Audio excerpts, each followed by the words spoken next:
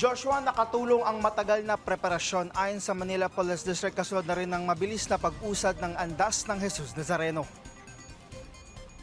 Para sa Ayon sa Manila Police District, ang naging mabilis na prosesyon ng andas ng Jesus Nazareno mula sa Quirino Grandstand sa bahagi ng Katikbak Drive ay pagpapakita ng bunga ng matagal na paghahanda para dito.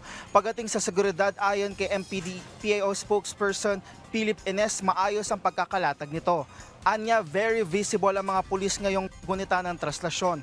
Patuloy naman ang kanilang pakiusap sa mga deboto na sumunod sa mga ipinatutupad na alituntunin. Sa datos ng MPD at Manila Disaster Risk Reduction and Management kanina, tinatayang nasa 100,000 ang bilang ng mga dumagsa dito sa Quirino Grandstand para sa isinagawang Misa Mayor. Panawagan naman ni Ines, huwag nang sumama sa traslasyon ng mga may sakit at bata. Anya, huwag rin salubungin ng andas. Kanina pasado alas 5 ng umaga ay nasa Padre Burgos Avenue na ang andas at matapos ito, bandang alas 6 ng umaga ito ay nasa Finance Road na.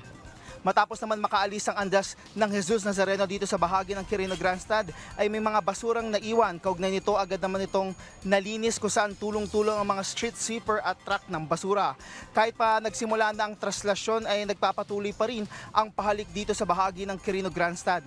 Una nang inanunsyo ng Quiapo Church na extended ang pahalik hanggang bukas alas 10 ng umaga, January 10. Joshua, kaugnay nito, patuloy pa rin ang ipinatutupad na seguridad dito sa Quirino Grandstand.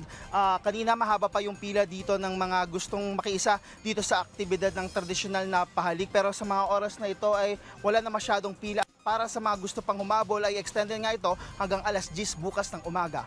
Joshua? Alright, maraming salamat, Rod Lagusa, reporting sa Quirino Grandstand.